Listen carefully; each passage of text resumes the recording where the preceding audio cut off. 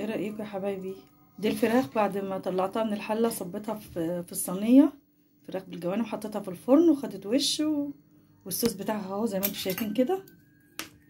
شايفينه اهو، ده اللي بتغمس بيه، بيبقى طعمه جميل وجنان وحلو حلو حلو. جربوه هيعجبكم جدا يا حبايبي. بحبكم في الله. ما تنسوش اللايك والاشتراك وتفعيل الجرس وكلمتين حلوين يا حبايبي في التعليق. بحبكم بحبكم بحبكم في الله. ايه رأيكم يا حبايبي؟ ادي الاكله اهي خلصت. شايفين اهي، دي قطع الفراخ ودي الصوص بتاعها اهو. ده بقى بتغمس بيه العيش، بيبقى جنان حلو حلو، طعمه خطير بجد. ما تغمسوا بيه العيش بيبقى طعمه خطير جدا جدا جدا. ودي قطع الفراخ اهي استوت اهي تمام. يعني هو اصلا انا بعمله عشان دي الصوص ده بيبقى طعمه حلو جدا جدا زي ما انتم شايفين كده. حاولوا تجربوها وتعملوها تبقى جميله. وما تقولوش بقى انت بتعملي على طول مش عارف جوانح مع الفراخ. عادي، انا بحب الجوانح جدا وبشتريها وبعملها لوحديها وبشتريها وبعملها مع الفراخ كده، قطع فراخ معاها الجوانح. احبكم في الله يا حبايبي. ما تنسوش اللايك والاشتراك وتفعيل الجرس وكلمتين حلوين في التعليق يا حبايبي. بحبكم قوي قوي قوي. ربنا يسعدكم ويسعد ايامكم يا رب ويكبر بخاطركم دايما، اللهم امين يا رب العالمين. شكرا يا حبايب قلبي. بسم الله الرحمن الرحيم، والصلاة والسلام على أشرف المرسلين سيدنا محمد وعلى آله وصحبه وسلم. ازيكم يا حبايبي؟ عاملين ايه واخباركم ايه؟ يا رب تكونوا بخير وسعادة وهنا وسرور، اللهم امين يا رب العالمين. دلوقتي انا هعمل معاكم جوانح وفراخ، قطع فراخ وجوانح. هنديهم غلوة على النار وهنشيلهم من النار بعد غلوة واحدة بس، يعني غلوة غلوتين بالكتير وهنشيلهم من النار. بعد كده هنشوف الخطوات اللي هنعملها. هنعمل خلطة جميلة جدا بصوص جميل جدا هيعجبكم، هتحبوه، بتاكلوه بالرز، بتاكلوه بالعيش، حلو حلو حلو. خليكم معايا وهتشوفوا الخطوات اللي بعملها ان شاء الله. دلوقتي يا حبايبي نزلت في الزيت، حطيت زيت في الحله ونزلت بكميه بصل محترمه يعني مفرومه. هنحمرها وارجع لكم، مش هنحمرها قوي طبعا يعني. دلوقتي يا حبايبي البصل اصفرت، هنزل عليهم بفلفل مقطع برده قطع صغيره، فلفل حراق على فلفل حلو.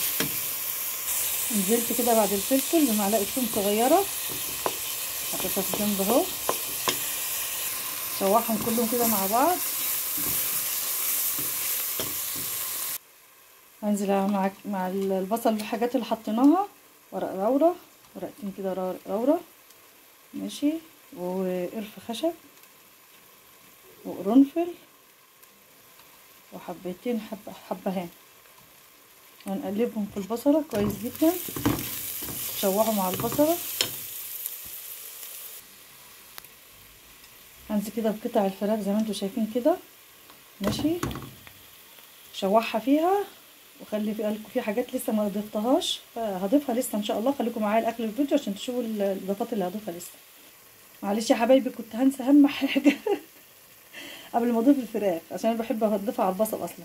ملح وفلفل اسود وشويه قرفه مطحونه وشويه جنزبيل وشويه كزبره وشويه بهارات السبعه تمام، والفلفل الاسود كده نحطهم كلهم على البصل ونقلبهم الاول قبل ما نحط الفراخ.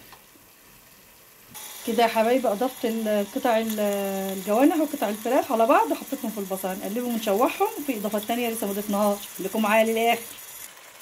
دلوقتي يا حبايبي هضيف عليهم ايه، قطع طماطم متقطعه حتت صغيره كده تمام. هنقلبهم مع بعض برضو.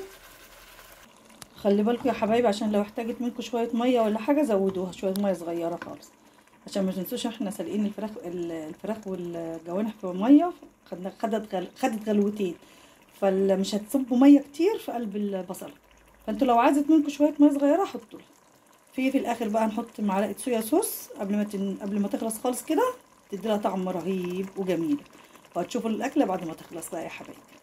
متنسوش الاشتراك واللايك وتفعيل الجرس وكلمتين حلوين يا حبايبي في التعليق.